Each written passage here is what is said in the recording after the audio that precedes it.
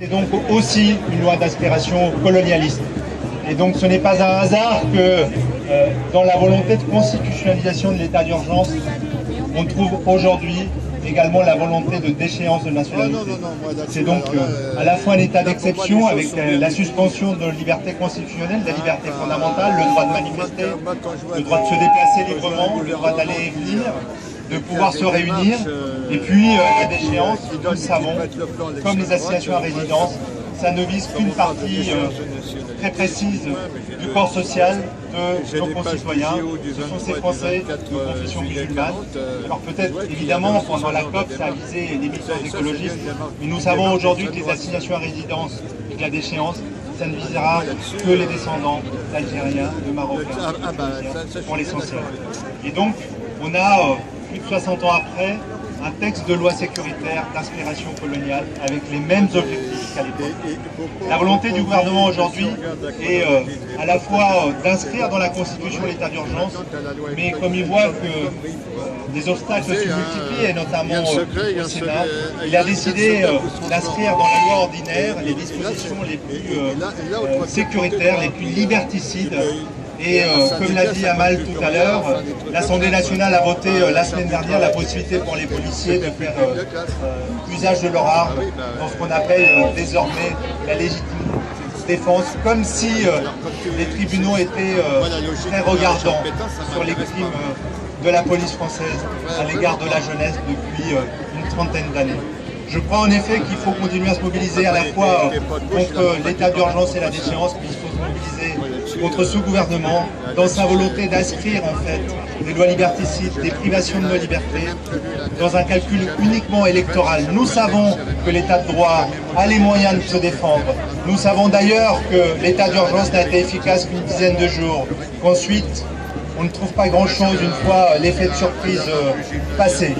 Et donc face à ce cynisme électoraliste, face à ce calcul politicien, il est important que la société se soulève, il est important que les citoyens se mobilisent. Il ne faut pas attendre grand-chose dans l'unanimisme ambiant de la part des parlementaires. C'est même honteux d'ailleurs que les principaux partis de gauche avalisent ces réformes aujourd'hui au Parlement.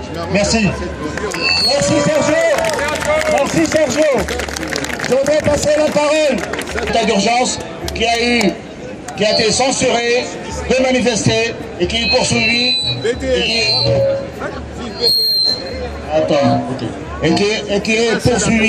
et qui est poursuivi au commissariat dans l'une des militantes Asta.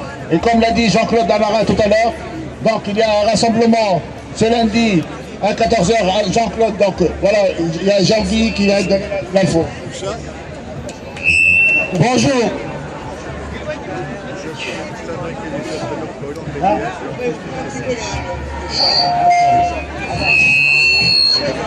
Par là. Ah, par là. Oui, voilà.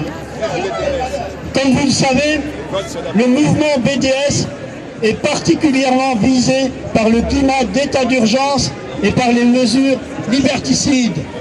Le gouvernement Valls, Hollande, amalgame constamment le mouvement BDS avec l'antisémitisme et même avec le terrorisme. Ceci est absolument scandaleux.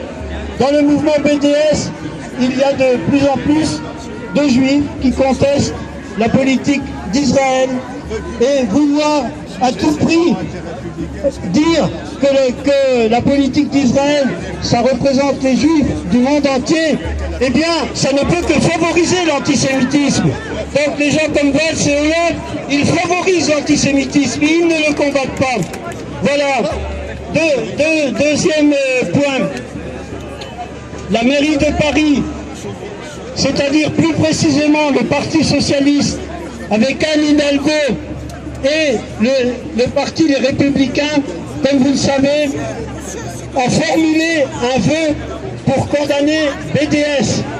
Ils cherchent à interdire BDS.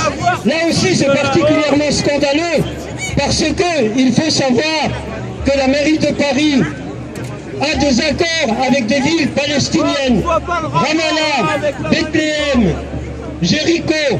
Eh bien, les maires de ces villes ont écrit à Anne Hidalgo pour lui dire que condamner BDS, c'est contraire aux intérêts du rien.